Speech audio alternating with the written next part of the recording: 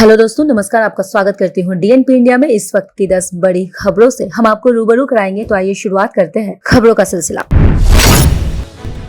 प्रधानमंत्री नरेंद्र मोदी ने शनिवार को देश में ऑक्सीजन की उपलब्धता को बढ़ाने के लिए उठाए गए कदमों की समीक्षा के लिए बैठक की। उन्होंने इस पर जोर दिया है कि मेडिकल ग्रेड ऑक्सीजन की आपूर्ति बढ़ाने के साथ घर और अस्पतालों में मरीजों की देखभाल के लिए जरूरी उपकरण भी उपलब्ध कराने की तत्काल आवश्यकता है।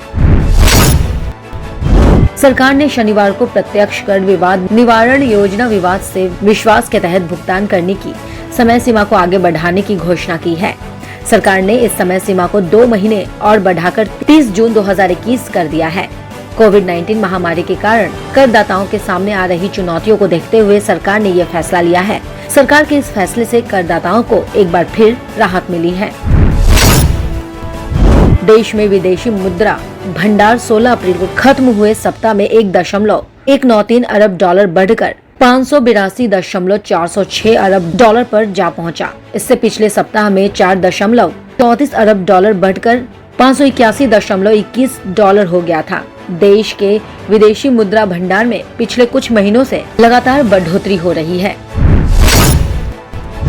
देश में इस वक्त कोरोना के बढ़ते मामलों के चलते ऑक्सीजन संकट पैदा हो गया है। बदतर होती स्थिति के बीच गृह मंत्री अमित शाह ने आज गुजरात में गांधीनगर के आयुर्वेदिक अस्पताल में ऑक्सीजन प्लांट का उद्घाटन किया। इस दौरान उनके साथ प्रदेश के मुख्यमंत्री विजय रूपाणी और उप मुख्यमंत्री नितिन पटेल भी मौजूद रहे। अमित शाह ने इस दौरान दूसरे राज्यों को ऑक्सीजन पहुंचाने की भी बात कही है। रक्षा मंत्री राजनाथ सिंह ने शनिवार को कोविड-19 महामारी से निपटने में रक्षा मंत्रालय के प्रयासों का जायजा लिया। रक्षा मंत्री ने देश के chief of defence staff Bipin Rawat, रक्षा सचिव डीआरडीओ के चेयरमैन के साथ अन्य अधिकारियों से वीडियो कॉन्फ्रेंसिंग के जरिए महामारी के संकट के समाधान को लेकर उठाए गए कदमों पर विस्तार से बातचीत की। आज यानी 24 अप्रैल 2021 को जस्टिस एनवी रमण ने भारत के नए मुख्य न्यायाधीश के रूप में शपथ ली। राष्ट्रपति भवन में उन्होंने राष्ट्रपति रामनाथ कोविंद ने शपथ दिलाई। राष्ट्रपति भवन में शपथ ग्रहण कार्यक्रम आयोजन हुआ। न्यायमूर्ति एस.ए. बोबडे 23 अप्रैल 2021 को मुख्य न्यायाधीश पद से रिटायर हुए हैं। उनके जगह जस्टिस एनवी रमण नियुक्त किए गए हैं, जो 26 अगस्त 2022 को इस पद से सेवानिवृत्त होंगे। वो देश के 48वें मुख्य न्यायाधीश बनाए गए हैं।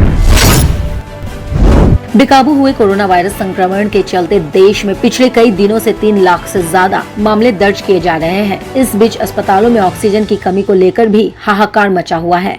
देश में शुरू हुई कोरोना की तीसरी लहर से पूरा देश परेशान है। सरकार सख्त से सख्त निर्णय ले रही है ताकि संक्रमण की रफ्तार पर ब्रेक लगाया जा सके। बदतर होती स्थिति के बीच आरएसएस के जनरल सेक्रेटरी दत्तात्रेय होसबोले ने कहा है कि ऐसी स्थिति में संभव है कि भारत विरोधी ताकतें फायदा उठाकर देश में नकारात्मक और अविश्वास का माहौल बनाएं। ऐसे में लोगों को विनाशकारी ताकतों की साजिशों से सावधान रहना चाहिए।